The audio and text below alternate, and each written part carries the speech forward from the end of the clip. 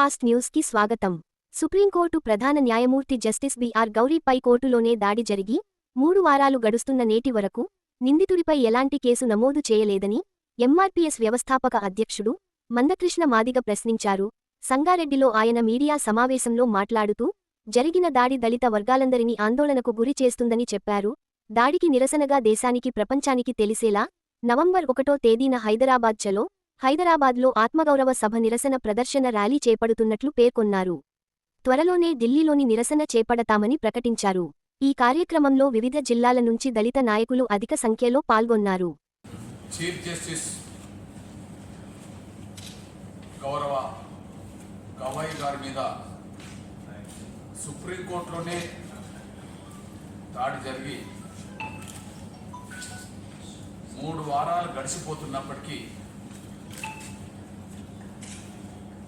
దాడి చేసిన వ్యక్తిని అరెస్ట్ చేయలేదు.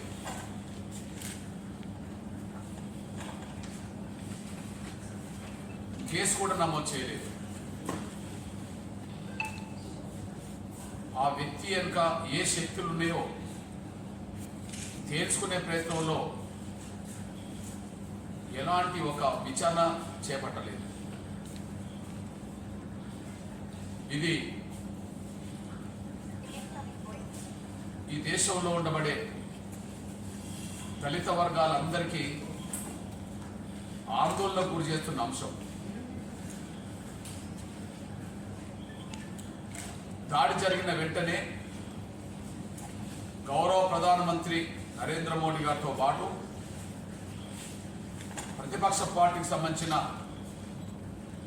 రాహుల్ గాంధీ గారితో పాటు సోనియా గాంధీ గారితో పాటు ఖర్గే గారితో పాటు వామపక్షాలు, ఈ దేశంలో ఉండబడే ప్రతి రాజకీయ పక్షాలకు సంబంధించిన నేతలందరూ ముక్త కంఠంతో ఈ దాడిని 3 రకాలుగా పరిగణలోకి తీసుకొని ఖండించారు. ఒకటి, ఇది చీఫ్ జస్టిస్ దళితుడు కాబట్టి అది దళితులందరి మీద దాడిగా మాట్లాడిన రాజకీయ నేతలు ఉన్నారు. న్యాయ వ్యవస్థకే సుప్రీంకోర్టు ఒక ఉన్నత వ్యవస్థ కాబట్టి అది న్యాయ వ్యవస్థ మీద దాడిగా ప్రతిపక్షాల పార్టీలు మాట్లాడినాయి. న్యాయ వ్యవస్థ రాజ్యాంగం పరిధిలో పనిచేస్తుంది కాబట్టి ఇది రాజ్యాంగం మీద జరిగిన దాడిగా రాజకీయ పక్షాలు మాట్లాడినాయి. గవాయి గారి మీద జరిగిన దాడిని అది దళితుల మీద జరిగిన దాడిగా, అది న్యాయ వ్యవస్థ మీద జరిగిన దాడిగా, అది రాజ్యాంగం మీద జరిగిన దాడిగా రాజకీయ పక్షాలు మాట్లాడినాయి. మేధావులందరూ 90% పైగా ఈ దేశంలో ఉండబడే మేధావులందరూ ఈ దాడిని ఖండిస్తూ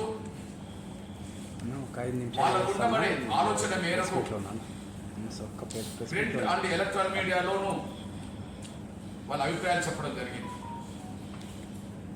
అయినప్పటికీ ఈ రోజు వరకు కేసు నమోదు కాలేదు, ఈ రోజు వరకు అరెస్ట్ చేయలేదు.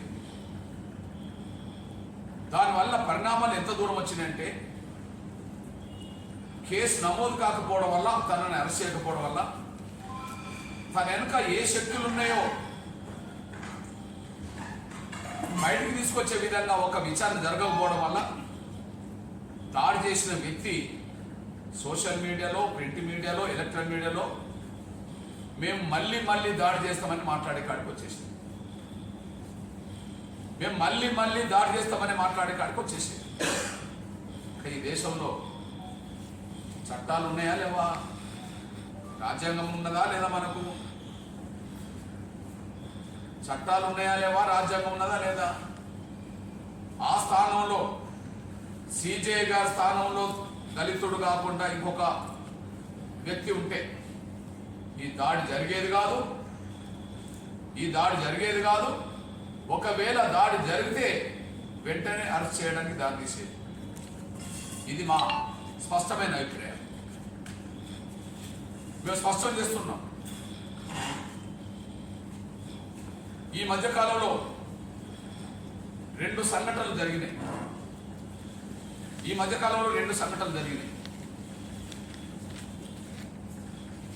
వారం రోజుల క్రితం జార్ఖండ్ హైకోర్టులో జడ్జికి ఒక లాయర్కి మధ్యలో వాగ్వివాదం జరిగింది. హైకోర్టు జడ్జికి లాయర్కి మధ్యలో వాగ్వివాదం జరిగింది. ఏదో విద్యుత్ శాఖకు సంబంధించిన డిపార్ట్మెంట్లో జరిగిన దాని మీద కేసు విచారణ జరుగుతున్నప్పుడు లాయరు జడ్జి మీద ఒక దురుసుగా ఒక 2-3 మాటలు మాట్లాడాడు. మీ న్యాయ వ్యవస్థ వల్లనే దేశం తగలబడిపోతుందని మాట్లాడాడు. దానికి వెంటనే న్యాయమూర్తిని నువ్వు ఆగోరపరిచావు, న్యాయ వ్యవస్థను ఆగోరపరిచావు అని చెప్పి 5 జడ్జీలు ధర్మాసనం ఏర్పడి 1 గంటలోనే అతని మీద సుమోటో కేసు నమోదు చేశారు.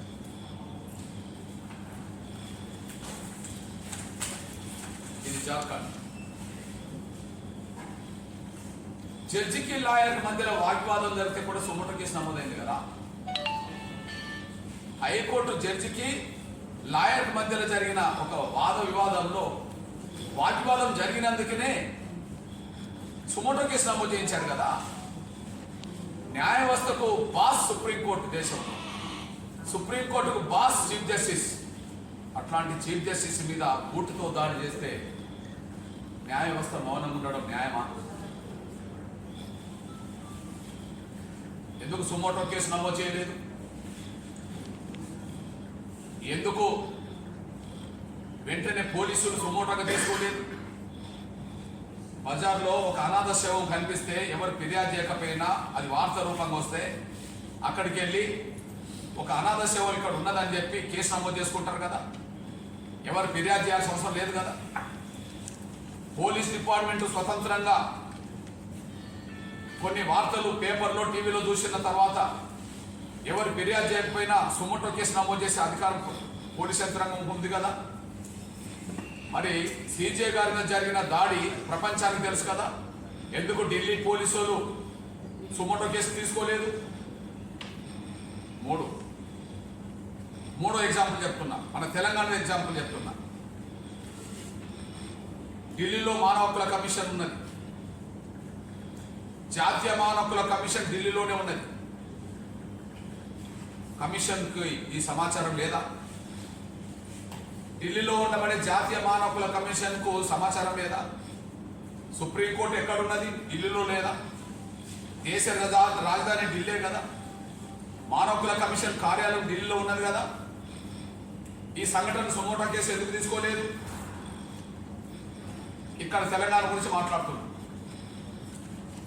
ఒక వారం రోజుల క్రితం నిజామాబాద్లో ఒక రౌడీ షీటర్గా ఉన్న రియాజ్ అనే ఒక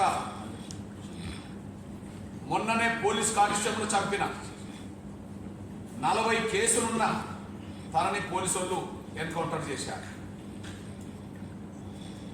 మనందరూ తెలిసిన విషయమే. రియాజ్ మీద 40 కేసులు ఉన్నాయి. రియాజు ఎన్కౌంటర్ కాక ముందు 3 రోజుల ముందు 4 రోజుల ముందు పోలీస్ కానిస్టేబుల్ని చంపేశాడు. ఆయన మీద రౌడీ షీటర్ ఉంది. కొత్తగా పెట్టిన రౌడీ షీటర్ కాదు. ఏళ్ల తరబడి ఆయన మీద రౌడీ షీట్ ఉన్నది.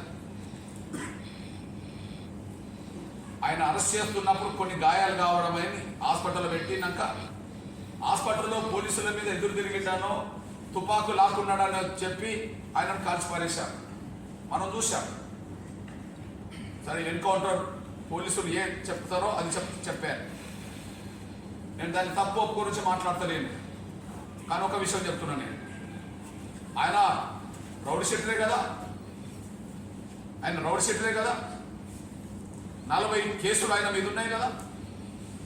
4 రోజుల క్రితం పోలీసులు చంపిండు కదా. ఆయన ఎన్కౌంటర్ అవుతే హైదరాబాద్ ఉండబడే మానవ హక్కుల కమిషన్ సుమోటో కేసు తీసుకున్నది కదా. హైదరాబాద్లో ఉండబడే మానవ హక్కుల కమిషన్ సుమోటోగా కేసు తీసుకున్నది కదా. పోలీస్ కస్టడీలో ఉన్న వ్యక్తి ఎలా చనిపోతాడు? మీరు జాగ్రత్తలు తీసుకుంటే ఆయన పోలీసు దగ్గర తుపాకీ ఎలా తీసుకోవడానికి ప్రయత్నం చేస్తాడు? తీసుకునే ప్రయత్నం చేస్తే మోకాళ్ళ మీదనో దాని మీదనో కాల్చి గాయపరచాలి. కానీ మీరు ఎలా చనిపోయేటట్టుగా కాలుస్తారు అని చెప్పి సుమోటో కేసు తీసుకున్నారు. ఒక రౌడీ షీటర్ ఎన్కౌంటర్ అవుతే సుమోటో కేసు నమోదు చేయడానికి ముందుకొచ్చిన మానవ హక్కుల కమిషన్ ఒక చీఫ్ జస్టిస్ మీద బూటుతో దాడి చేస్తే మానవ హక్కుల కమిషన్ ఎందుకు నిద్రపోతున్నది? ఏం పని చేస్తున్నది మానవ హక్కుల కమిషన్? ఈ దేశానికి అత్యున్నత న్యాయవ్యవస్థ సుప్రీంకోర్టు. సుప్రీంకోర్టుకు బాస్ చీఫ్ జస్టిస్.